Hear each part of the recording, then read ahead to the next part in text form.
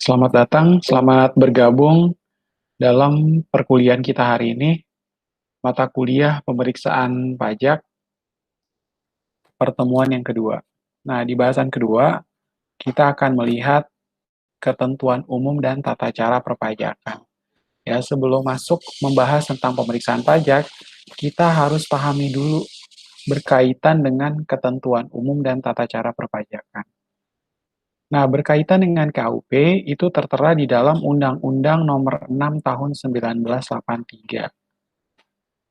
Lalu dalam Undang-Undang Nomor 16 Tahun 2000, ya, sebagaimana telah diubah terakhir dengan Undang-Undang Nomor 28 Tahun 2007. Ya, di dalam ketentuan umum dan tata cara perpajakan, itu ada kewajiban untuk memiliki nomor pokok wajib pajak atau nomor pengukuhan pengusaha kena pajak. Ya, wajib pajak didefinisikan sebagai orang pribadi atau badan yang menurut ketentuan peraturan perundang-undangan pajak ditentukan untuk melakukan kewajiban pajak, termasuk pemungut pajak atau pemotong pajak tertentu. Ya, jadi wajib pajak ini bisa orang pribadi dan juga bisa badan, dan diatur menurut ketentuan undang-undang tertentu. Dan termasuk di dalamnya ada pemungut pajak dan atau pemotong pajak. Apa sih Pak pemungut pajak atau pemotong pajak? Itu misalnya adalah bendaharawan pemerintah. Ya, dia diberikan kuasa oleh pemerintah untuk melakukan pemotongan pajak. Ketika kita bertransaksi dengan bendaharawan pemerintah itu tidak akan membayar PPN-nya ke kita, tetapi dia akan langsung membayarkannya ke negara dan melakukan pelaporannya ke negara. Selanjutnya ada pengusaha kena pajak. Ya, pengusaha kena pajak ini adalah pengusaha yang melakukan penyerahan BKP dan juga jasa kena pajak. Ya, ada barang kena pajak dan tentunya ada juga jasa kena pajak berdasarkan Undang-Undang PPN dan PPNBM. Ya. Nah, di dalam Undang-Undang PPN tentu akan dibahas barang kena pajak itu apa saja, lalu jasa kena pajaknya itu apa saja. Selanjutnya ada nomor pokok wajib pajak, yang merupakan nomor yang diberikan kepada WP sebagai sarana dalam administrasi perpajakan. Selanjutnya, nomor pengukuhan pengusaha kena pajak adalah nomor yang diberikan kepada pengusaha yang memenuhi syarat sebagai PKP. Memang syaratnya apa, Pak? Syaratnya tentu memiliki omset di atas 4,8 M, 4,8 miliar setahun. Ya, kita lanjutkan. Nah, fungsi dari nomor pokok wajib pajak atau nomor pokok pengusaha kena pajak ini untuk mengetahui identitas wajib pajak. Ya, jadi untuk mengetahui ya, oh ternyata PKP ini nomor pokok wajib pajaknya adalah sekian. Ya, lalu yang kedua untuk menjaga ketertiban dalam pembayaran pajak dan dalam pengawasan administrasi pajak. Ya, kalau PKP itu sudah dikukuhkan, tentunya apa? Tentunya dia harus memiliki kewajiban untuk membayar pajak dan juga melakukan pelaporan pajak.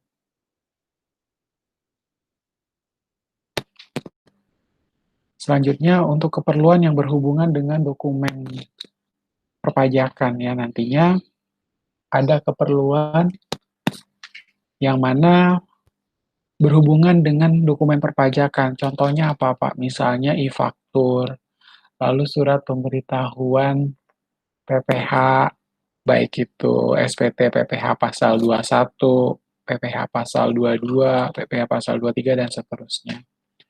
Lalu untuk memenuhi kewajiban perpajakan, misalnya pengisian surat setoran pajak atau e-billing. Sekarang wajib pajak melakukan pengisian surat setoran pajak menggunakan e-billing. Ya, jadi e-billing ini nanti tidak perlu lagi kita datang ke kantor pajak atau kita nggak perlu datang ke bank, tapi cukup apa? Cukup membuka websitenya saja. ya cukup membuka websitenya saja. Dan langsung melakukan penginputan kode pajaknya berapa, setelah keluar kode pajaknya, dan kita keluar nomor kode e-billing, tinggal melakukan pembayaran pajak dengan menggunakan m-banking atau internet banking, dan selanjutnya melakukan pelaporan pajaknya dengan cara apa? Dengan cara membuka juga laman pajak.go.id. Kita nggak perlu lagi melakukan pelaporan ke kantor pelayanan pajak sesuai dengan perusahaan berdomisili di mana, tetapi kita cukup membuka website saja memanfaatkan internet atau memanfaatkan WiFi dalam melakukan pelaporan pajak. Selanjutnya, fungsi NPWP berikut untuk mendapatkan pelayanan dari instansi tertentu yang mewajibkan pencantuman NPWP dalam dokumen yang diajukan. Misalnya dokumen-dokumen impor. Ya, seperti itu. Kita lanjut. Nah, tadi wajib pajak tentu harus memiliki nomor pokok wajib pajak. Kemudian ada istilah yang disebut dengan nomor pokok wajib pajak jabatan. Maksudnya apa, Pak? Jadi si Direktorat Jenderal Pajak ini berhak memberikan NPWP secara jabatan bagi PKP atau pengusaha yang notabene dia itu sudah seharusnya dikukuhkan sebagai PKP, tapi dia nggak mau mendaftarkan diri sebagai PKP. Padahal omsetnya sudah lebih dari 4,8 M. Maka dari itu si Dirjen Pajak ini kan atau melakukan penerbitan NPWP secara jabatan kepada pengusaha tersebut. Emang boleh, Pak? Boleh ya. Itu bisa dilakukan. Kita lanjut, kewajiban setelah memperoleh nomor pokok wajib pajak apa aja sih, Pak?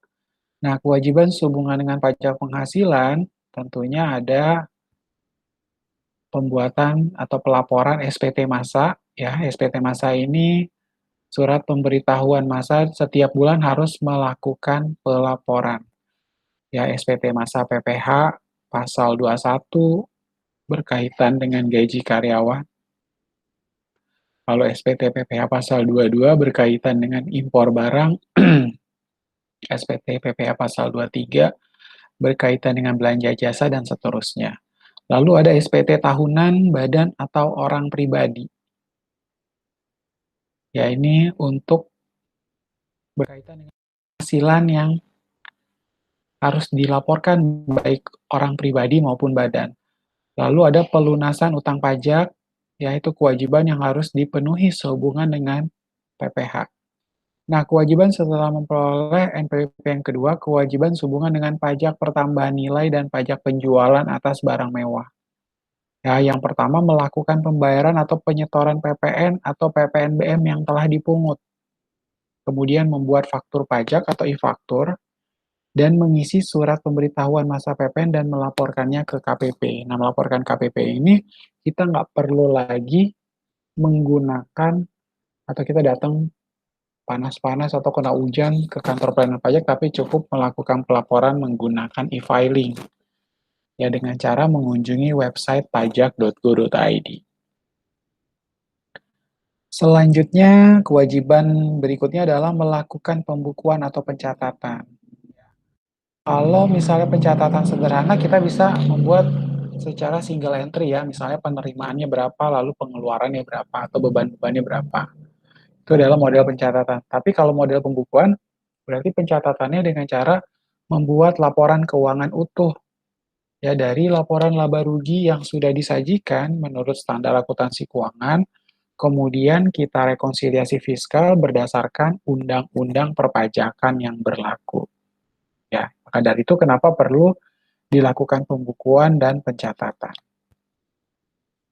Ya, ini bisa dilihat ya berdasarkan Peraturan Menteri Keuangan Nomor 80/03/2010 ya jenis SPT beserta dengan batas waktu pembayaran dan batas waktu pelaporan. Yaitu tentu bisa dijadikan atau Anda bisa menggunakan PDF ini, PowerPoint yang sudah saya share di dalam Google Classroom untuk dipelajari. Ya, batas waktu kapan pembayarannya dan batas waktu pelaporan. Lanjut, surat pemberitahuan pajak penghasilan, ya SPT adalah surat yang oleh WP digunakan untuk melaporkan penghitungan dan pembayaran pajak yang terutang menurut ketentuan peraturan perundang-undangan pajak. Lalu fungsi SPT sebagai sarana wajib pajak untuk apa? Melaporkan dan mempertanggungjawabkan perhitungan jumlah pajak yang sebenarnya terutang ya. Jadi kalau bisa dikatakan fungsi SPT ini sebenarnya sebagai alat atau instrumen ya bagi WP untuk mempertanggungjawabkan perhitungan laporan pajak yang terutang. Lalu yang kedua, laporan tentang pemenuhan pembayaran pajak yang telah dilaksanakan sendiri dalam satu tahun pajak atau bagian tahun pajak. Dan yang ketiga, laporan pembayaran pemotong atau pemungut tentang pemotongan atau pemungutan pajak orang atau badan lain dalam satu masa pajak. Ya, itu adalah SPT. Lalu kita lihat, oh ternyata ada SPT masa PPN. Ya, tadi ya, ketika seorang pengusaha kena pajak, dia sudah harus menerbitkan e-faktur. Nantinya di dalam aplikasi e-faktur ini kita pun bisa generate SPT masa PPN. Nah, fungsi SPT masa PPN sebagai sarana untuk melakukan pengkreditan antara pajak masukan dan pajak kredit, pajak keluaran. Ya, berapa yang dibeli, tentunya kita bisa akui PPN masukannya, lalu berapa yang perusahaan jual kita akui PPN keluaran. Nanti dari sana kita bisa mendapatkan hasil kurang bayar, lebih bayar, ataukah nihil. Jadi tidak perlu melakukan pembayaran pajak sama sekali. Kalau lebih bayar berarti kita bisa melakukan kompensasi ke bulan berikutnya. Tetapi kalau bayar, kita wajib melakukan pembayarannya ke negara. Selanjutnya, pelunasan sendiri oleh PKP dan atau melalui pihak lain dalam suatu masa pajak. Ya, di sini bisa jadi yang tadi saya kasih contoh ya, berkaitan dengan bendaharawan pemerintah. Ketika ada PPN, dia nggak bayarkan, tetapi dia nanti langsung setorkan sendiri ke negara dan melakukan pelaporannya kepada negara. Tapi kalau perusahaan-perusahaan biasa, dalam bentuk PT, CV, atau komanditer, dan seterusnya, ketika dia sudah memiliki NPWP dan dia sudah dikukuhkan sebagai pengusaha kena pajak, dia wajib melaporkan PPN tersebut dalam bentuk SPT masa PPN. Lalu yang ketiga, sarana melaporkan dan mempertanggungjawabkan pajak yang dipungut, dipotong, dan disetorkan. Yaitu ada di Keputusan Menteri Keuangan nomor 214 tahun 2001. Ya, tapi kita lihat lagi aturan-aturan yang paling baru. Nah, cara isi surat pemberitahuan SPT itu harus diisi secara benar, jelas, lengkap, dan harus ditandatangani oleh pengurus. Ya, ini model SPT zaman dulu atau bisa dikatakan model SPT konvensional. Karena sekarang kita kalau melakukan pelaporan SPT, tanda tangannya sudah ada sebenarnya ya. Sudah ada di dalam penandatangan pertama kali pada saat PKP atau direktur yang terdaftar, dia sudah mendaftarkan diri ke kantor pelayanan pajak, lalu dia boleh mendownload e-faktur dan mendaftarkan namanya, sudah terdaftar, sudah memiliki EVIN dan Innova, sehingga tinggal generate langsung SPT PPN dari sana. Ya, kita tinggal submit ke dalam e-filing. Nah, dalam hal SPT diisi dan ditandatangani oleh bukan pengurus harus dilampiri oleh surat kuasa khusus. Ini sudah tidak diberlakukan karena kenapa? Harus direksi yang bersangkutanlah yang melakukan penandatanganan. Ya. Lalu bagaimana Pak dengan sanksinya kalau ternyata dia tidak menyampaikan? Nah, SPT yang tidak disampaikan atau disampaikan tidak sesuai dengan batas waktu, itu nantinya akan dikenakan sanksi administrasi berupa denda. Ya, berkaitan dengan SPT masa lainnya, yaitu SPT PPh pasal 21, 22, 23, 22, 4 ayat 2, dan seterusnya, itu sanksi administrasinya adalah sebesar Rp100.000. Untuk SPT tahunan, PPh WP Badan Rp1.000.000 kalau tercatat terlambat menyampaikan. Ya, lalu untuk SPT tahunan PPh wajib pajak orang pribadi kalau telat kena Rp100.000 dan untuk keterlambatan pelaporan SPT masa PPN kena Rp500.000. Selanjutnya ada penetapan dan ketetapan pajak. Surat tagihan pajak adalah surat untuk melakukan tagihan pajak dan atau sanksi administrasi berupa denda dan atau bunga. Ya, ada STP. Jadi, kalau misalnya kita denda nih, kita sebenarnya udah melakukan pelaporan SPT PPN terlambat. Terus kita langsung bayarkan, enggak juga ya. Kita harus menunggu ini nih, surat tagihan pajak. Nah, fungsi dari STP sebagai koreksi atau jumlah pajak yang terutang menurut SPT-WP. Lalu yang kedua, sarana untuk mengenakan sanksi berupa bunga dan atau denda, dan sarana untuk melakukan penagihan pajak. Ya, ini merupakan instrumen yang dikeluarkan oleh Direktorat Jenderal Pajak dalam rangka meningkatkan jumlah penerimaan pajak bagi negara tentunya ya. Seperti itu. Nah, kita lanjut. Ada jenis ketetapan pajak, ada surat ketetapan pajak kurang bayar, kemudian ada surat ketetapan pajak kurang bayar tambahan, lalu ada surat ketetapan pajak lebih bayar, dan surat ketetapan pajak nihil atau SKPN. Ya, yang mana surat tagihan pajak itu memiliki kekuatan hukum yang sama dengan surat ketetapan pajak. Nah, teman-teman bisa melihat sendiri definisi dari jenis-jenis ketetapan pajak berikut. Kita lanjutkan, definisi dari utang pajak, ya. Lalu ada surat teguran, surat paksa, surat cita, dan lelang. Ya, bila kita ambil secara random, untuk surat paksa adalah surat perintah membayar utang pajak dan biaya penagihan. Surat paksa diterbitkan apabila WP belum melunasi utang pajak setelah 21 hari sejak tanggal surat teguran. Ya, udah lewat dari 21 hari. Nah, surat paksa ini disampaikan oleh jurusita pajak negara dengan dibebani biaya penagihan paksa sebesar Rp50.000. Dan WP harus melunasi utang pajak tersebut dalam waktu 2 kali 24 jam. Ya, dia harus melunasinya dalam waktu 2 kali 24 jam. Dan ada biaya penagihan paksanya sebesar Rp50.000. Kemudian ada surat cita. Nah, ini bila wajib pajak belum juga melunasi utang pajaknya dalam jangka waktu 2 kali 24 jam. Kemudian dilanjutkan dengan penyitaan atas barang-barang milik wajib pajak dengan dibebani biaya pelaksanaan sita sebesar Rp100.000. Ya, lalu ada lelang, ya barang-barang yang dilelang. Tentunya ketika negara melakukan penyitaan atas aset yang dimiliki oleh pejabat yang melakukan korupsi, nah itu barang-barang tersebut akan dilelang ya. Bila jangka waktu 14 hari setelah penyitaan, utang pajak belum dilunasi juga atau berkaitan dengan pengusaha-pengusaha yang one prestasi, mereka udah punya utang pajak tapi nggak dibayarkan. Bila jangka waktu 14 hari setelah penyitaan, utang pajak belum dilunasi juga akan dilakukan tindakan pelelangan melalui kantor lelang negara.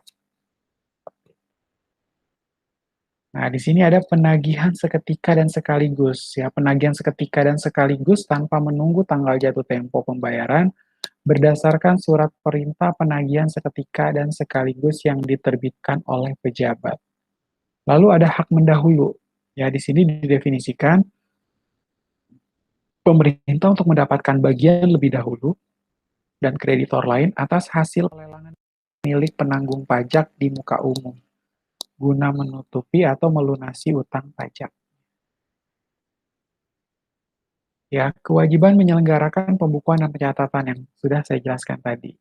Nah, untuk pembukuan adalah proses pencatatan secara teratur, ya, dengan cara mengumpulkan data dan informasi tentang keadaan harta, kewajiban atau utang, modal, penghasilan, dan biaya. Lalu ada harga perolehan dan penyerahan barang atau jasa yang terutang PPN, kemudian yang tidak terutang PPN, dikenakan PPN dengan tarif 0% dan dikenakan pajak penjualan atas barang mewah. Nah, pembukuan ditutup dengan menyusun laporan keuangan berupa neraca dan perhitungan laba rugi pada setiap akhir tahun pajak. Ya, seperti itu. Nah, di sini wajib pembukuan itu harus dilakukan oleh siapa? Baik wajib pajak badan maupun wajib pajak orang pribadi, yaitu wajib pembukuan.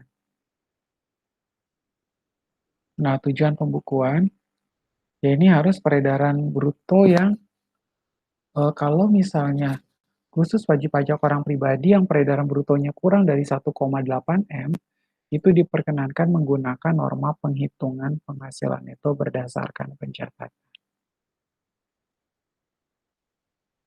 Ya, tujuan pembukuan itu mempermudah pengisian SPT, mempermudah perhitungan penghasilan kena pajak, mempermudah penghitungan PPN dan PPNBM, dan mengetahui posisi keuangan dan hasil kegiatan usaha atau pekerjaan bebas.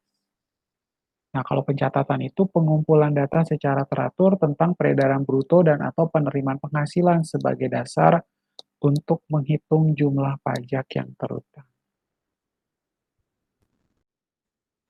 Ya, itu adalah norma penghitungan, pedoman untuk menentukan penghasilan neto wajib pajak karena wajib pajak tersebut tidak wajib melakukan pembukuan. Jadi dia dikasih kesempatan untuk melakukan membuat norma penghitungan. Di mana harus memiliki kriteria.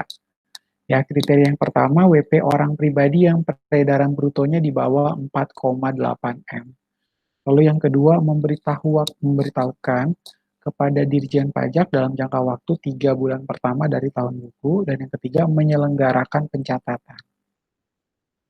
Selanjutnya dalam hal WP tidak menyampaikan pemberitahuan kepada Dirjen Pajak seperti tersebut di atas, dianggap memilih menyelenggarakan pembukuan.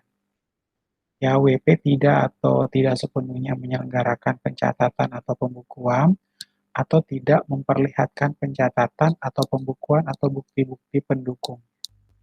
Maka penghasilan itu dihitung berdasarkan norma penghitungan, berdasarkan norma penghasilan itu. Nah, di sini ada keberatan dan banding. Ya, tadi ketika dapat surat tagihan pajak atau surat ketetapan pajak kurang bayar dan seterusnya, nah WP itu diperkenankan untuk mengajukan keberatan. Ya, keberatan ini adalah cara yang ditempuh oleh WP jika merasa tidak atau kurang puas atas suatu ketetapan pajak yang dikenakan kepadanya atau atas pemotongan atau pemungutan oleh pihak ketiga. Ya, jenis keberatan. Nah, pada dasarnya dapat dibagi atas 3 macam. Ya, pertama keberatan terhadap materi yang mendasari suatu surat ketetapan pajak, pasal 25. Lalu keberatan atas kesalahan tulis ya, adanya human error mungkin. Kesalahan itu kekeliruan penerapan undang-undang. Nah, itu yang paling berbahaya ketika kita salah menginterpretasikan undang-undang yang ada. Lalu jenis keberatan yang ketiga, keberatan terhadap sanksi administrasi dan ketetapan pajak yang tidak benar. Lalu bagaimana Pak dengan syarat-syarat mengajukan keberatan? Ya, satu keberatan ini harus diajukan untuk satu jenis dan 1 tahun masa pajak saja. Nah, jadi misalnya, oh berkaitan dengan PPh badan saja, dan PPh badannya tahun 2019 saja, nggak boleh 3 tahun ya Pak, nggak bisa, hanya 1 tahun. Lalu syarat yang kedua, diajukan secara tertulis dalam bahasa Indonesia. Yang ketiga, wajib menyatakan alasan-alasan secara jelas. Dan yang keempat, wajib menyebutkan jumlah pajak yang terutang, terutama penghitungan wajib pajak. Dan keberatan itu harus diajukan dalam jangka waktu sejak tanggal SKPKB dan seterusnya tadi. Atau sejak tanggal dilakukan pemotongan oleh pihak ketiga. Nah, pengajuan keberatan tidak menunda kewajiban membayar pajak dan pelaksanaan penagihan pajak. Dan keberatan ini juga tidak memenuhi syarat dianggap bukan surat keberatan sehingga nantinya nggak akan diproses. Lalu jika WP masih kurang puas atas keberatannya, maka ia dapat mengajukan banding lagi ke pengadilan pajak. Tetapi ini tentu berbahaya ya bagi wajib pajak. Kalau dia banding, ternyata dia kalau ya puji Tuhan kalau dia menang. Tapi kalau dia kalah, tentu dia bisa mendapatkan sanksi yang jauh lebih besar. Atau awalnya dia kena sanksi pidana hukuman badan itu 2 tahun, setelah dia banding makin nambah dendanya menjadi 12 M, tambah lagi dia harus ada hukuman badan, misalnya tambah 5 tahun. Nah, itu bisa menjadi bumerang buat dia atau buat pengusaha yang bersangkutan. Nah, berkaitan dengan surat uraian banding adalah surat terbanding kepada pengadilan pajak yang berisi jawaban atas alasan banding yang diajukan oleh pemohon banding. Dan syarat-syarat pengajuan banding itu harus tertulis dalam bahasa Indonesia, lalu dalam jangka waktu 3 bulan sejak keputusan atas keberatan diterima, alasannya pun harus jelas, dan dilampiri salinan surat keputusan atas keberatan. Nah, berkaitan dengan putusan pengadilan pajak merupakan putusan akhir dan bersifat tetap dan bukan keputusan tata usaha negara. Seperti itu. Kita lanjut. Menurut pasal 27A, imbalan bunga, nah itu hanya diberikan atas SKPKB atau KPKBT. Nah, itu diberikan bila pengajuan keberatan atau banding diterima sebagian atau seluruhnya, sepanjang utang pajak dalam SKPKB atau SKPKBT ini telah dibayar yang menyebabkan kelebihan pembayaran pajak. Ya, perhitungannya 2% sebulan untuk paling lama 24 bulan dari besarnya kelebihan pembayaran pajak yang dikembalikan, dihitung sejak tanggal pembayaran yang menyebabkan kelebihan pembayaran pajak sampai dengan diterbitkannya keputusan keberatan atau putusan banding. Ya, jadi nanti akan ada sanksi berupa bunga 2% sebulan untuk paling lama maksimal 24 bulan dari besarnya kelebihan pembayaran pajak yang dikembalikan. Ya, lalu bagaimana Pak kalau misalnya sanksi administrasinya bisa dikurangkan atau dihapus? Ya, di sini sanksi administrasi itu bisa dikurangkan atau dihapus jika kekhilafan wajib pajak atau bukan karena kesalahannya ya. Tentunya itu bisa dihapuskan.